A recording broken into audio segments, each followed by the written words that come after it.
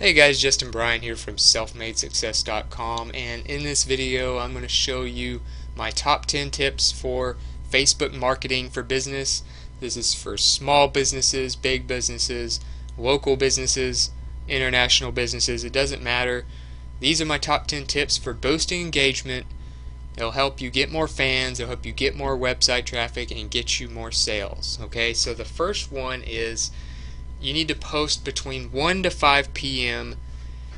on weekdays, okay? If you're posting on Facebook regularly on your page, 1 to 5 p.m. is the max time for the maximum exposure, the maximum engagement. The most people are going to be on Facebook at that time. So 1 to 5 p.m. your local time, that's when you want to be posting on Facebook during the week. Number 2, target their interests with ads, and you can obviously target things like celebrities they might be interested in or fans of, and things like that, or TV shows, but that stuff doesn't matter. You want people that are more likely going to be buyers if you're running a business. So there's 3 things that really can be targeted by niche, while usually having people have to make a buying decision to follow them. So in other words, tools, events, and magazines are things people have to buy to use. Okay, so if you're targeting people on Facebook for your advertising, let's say you're going to target people who are entrepreneurs. You're trying to sell something that helps people start a business or something. So when you're targeting people's interests, you can target something like Aweber, which is a tool. Aweber is an email marketing service, and the lowest cost plan that they have is like $19 a month or something like that.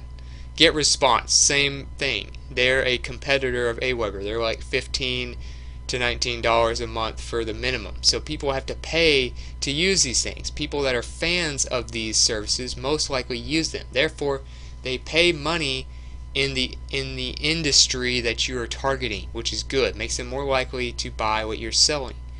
Entrepreneur Magazine, that's a magazine that requires a subscription fee. So Entrepreneur Magazine is another great thing to target if you're targeting entrepreneurs. Now, if you're also targeting, let's say you're targeting people that are into comics or something, you could target an event like Comic Con. People that are interested in Comic Con, they pay to go to these big events where they get to see their favorite, superheroes and stuff like that. So target events that they can go to that they have to pay for, target tools that they have to pay for, and target magazines that they have to pay for. Those are things that can be very niche related, that only people in that niche would know about, which we'll talk about here in a second. And they have to pay for those things, so they have already shown that they're willing to spend money in your niche. Number 3, post images, Facebook videos, and quotes. In other words, the stuff that gets the most reach on Facebook pages are the things that keep people on Facebook. People who work for Facebook don't want people leaving Facebook. The whole point of them growing their site and competing with the big boys like Google, Amazon, is to keep people on their website as long as possible. So to do that, they have an algorithm that gives less reach to links and things that in YouTube videos and stuff like that, and they give more reach to images, Facebook uploaded videos, quotes, things like that. So if you go to a Facebook page, like let's say you go to the Entrepreneur Magazine Facebook page, and you'll look at some different types of posts that they've done. A lot of them are links, and you'll notice that the ones with links don't get very much engagement. 9 likes, 1 share on that one. This one looks like it did pretty good, but it's still a lot more rare to see a link do well on Facebook pages. See, that one only has 12 likes. as opposed to, say, a video. So this looks like a video that they actually uploaded to Entrepreneur, and as you can see, it has 204 engagements, 14 shares, all these comments.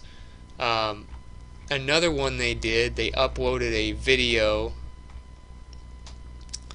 and it got 143 engagements, 57 shares. It's got about 18 comments, looks like. So as you can see, when they upload a video on Facebook as opposed to just sending people to a link, they get about 10 times more engagement, if not more, on a Facebook page. So that is something you could really learn from and take into account when you're posting for your business on Facebook. Number 4, no more than 2 posts per day. Okay, so Facebook has a thing where it has a much longer shelf life for a post than, say, a Twitter post.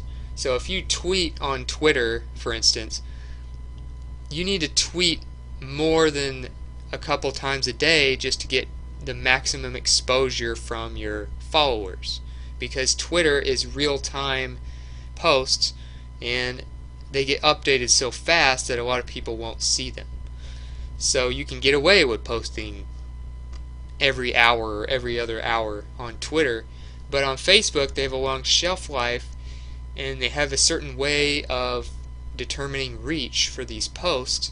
So I wouldn't recommend you post more than 2 times per day, and this is a pretty common strategy by most social media marketing companies. They tell you not to post too much on Facebook, otherwise you'll look like a spammer and people will probably stop liking your page and leave. Number 5, you want to go very niche specific with your ads. So like I said earlier, you want to target things like magazines, events, and tools that they've used, but you want to go very niche specific. So for instance, if you're targeting someone who would want to buy fishing gear, if you're selling fishing poles and other fishing gear, you don't want people that are going to be reading outdoor magazines. So the reason for that is outdoor magazines pertain to people interested in camping, fishing, canoes, hiking, all kinds of stuff like that. So if you look at outdoor magazines and stuff, Outdoor Life,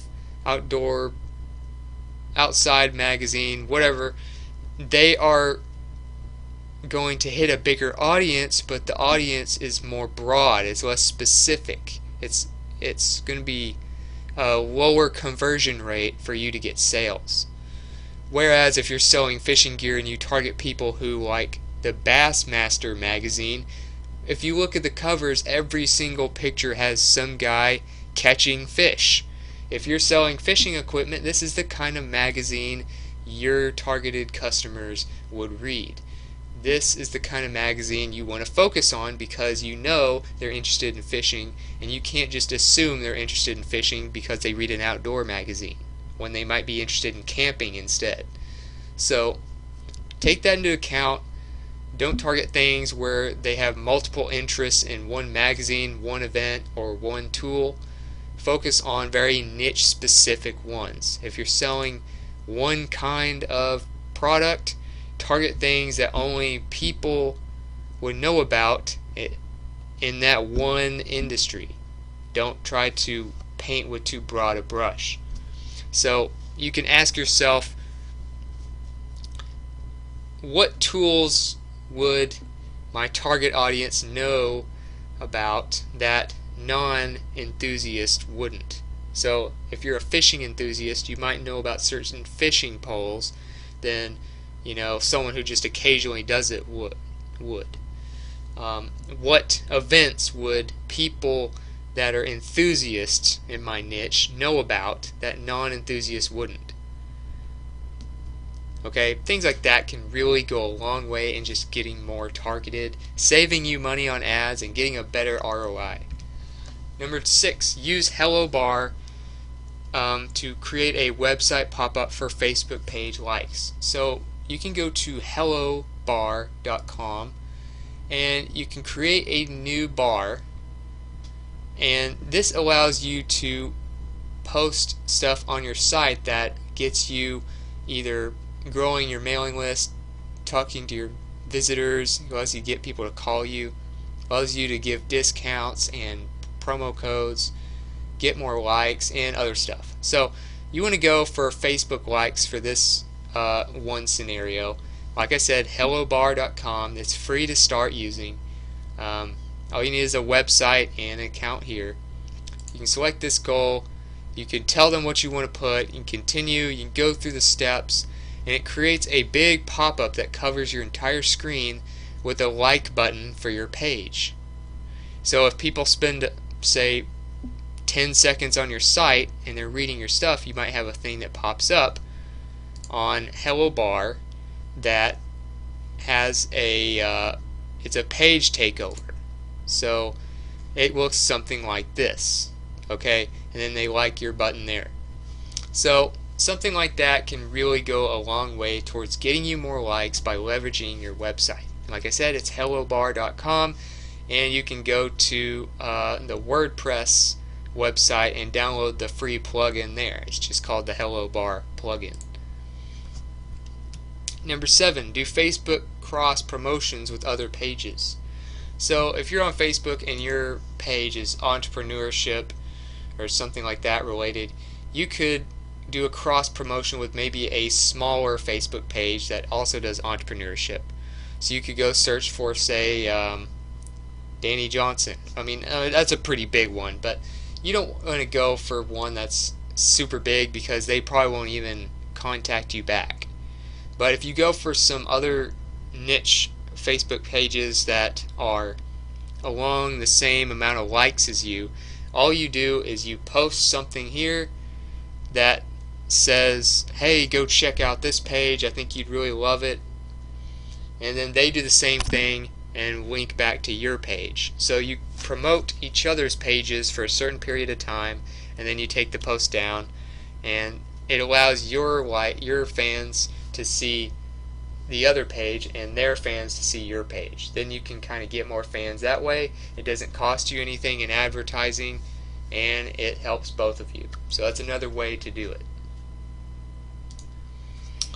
Number 8, test every ad element possible. So if you're going to be doing Facebook ads, you need to be getting the best return on investment possible. You don't want to waste money on ads. Trust me, I've been there. I've wasted a lot of money on ads when I first started.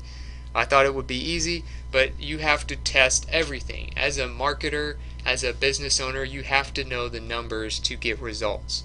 So test every possible element of every Facebook page ad, which means having alternative images, having alternative copy, having alternative headlines, having alternative audiences you're targeting. So you could do things like you could have the same ad for the audience that likes a certain magazine or the audience that likes a certain tool. And a better way to really break this down is if you go to digitalmarketer.com/perfect-facebook-ad, or just look up the quest for the perfect Facebook ad in Google. This will come up by Digital Marketer. And this is a great article that will tell you how to split test every element of your Facebook ads. So you can do things like audience, short copy, long copy, another type of copy. You can have 4 different images to test per ad. You test the different audiences. Say you have people that like a certain magazines, they like certain tools, people that like certain events, people that like certain celebrities in your niche, and you can even target things like the overall message, which is like, say for this example, they did double your business. In other words, it'll target people that are looking to get more results, or are you stuck? So that kind of targets a pain point. So it's 2 different messages, 4 different audiences, I mean, a lot of different types of copy and a lot of different images. So they target everything. They test everything. And they have over 100 variations of an ad that goes to the same sales funnel. So do this, go through this article on digitalmarketer.com, and it'll tell you all about how to split test on Facebook using your advertising. And it's called the Quest for the Perfect Facebook Ad. It'll really help you out. Number 9, install a Facebook pixel on your website. And to do that, all you have to do is, when you go to create a new ad and you see this page, you go to Ads Manager up in the top left corner and you click Pixels. Okay, it's right there under Assets. Click Pixels, get a pixel, have a web developer embed it on your website for you, or you can do it yourself if you're pretty good with CSS and coding. It just kind of depends on what you want to do, but you put a pixel on there, and that way you can actually track people. You can track people that go to your website. You can learn more about the people you're attracting to, say, a blog. You can target those people using that as your audience for your ads. You can do all kinds of stuff and learn more about who you're attracting by connecting Facebook pixels to your site. I definitely recommend doing that to get better analytics. And last but not least, watch those analytics and use the 80-20 rule. So analytics are pretty much the most important thing in marketing. Everything else can be switched out. Say you can have different types of content. Maybe you're better at doing videos, maybe you're better at doing blog posts, maybe you're better at doing podcasting, maybe you're better at doing paid advertising, maybe you like social media. There's a lot of different ways to get traffic. There's a lot of different ways to convert sales. There's a lot of different types of lead magnets and capture pages, but analytics are always the core thing in every marketing campaign and every business. You have to know the numbers to be able to scale up what works and to scale down what doesn't. So the 80-20 rule states that 20% of what you're doing is getting 80% of your results. So for instance, if you have a YouTube channel, 20% of your videos are probably getting 80% of your views.